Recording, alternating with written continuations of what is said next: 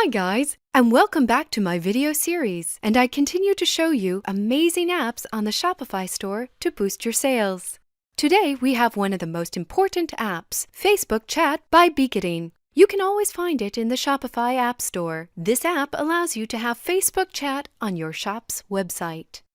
So, if you go to my store and you look at the bottom left corner, you will see a little button that says Send a Message. So, this app allows customers to interact with you easily through Facebook. When you click on the button, a small window will pop up, and at the top, there is my shop's name and the number of likes. There is also a like button. Under the page name, you can write your question, which will send directly to the shop's Facebook account. So, a customer can type right here, send it, and you can respond from right here on your Facebook messages. I really recommend this little app. It will help you a lot.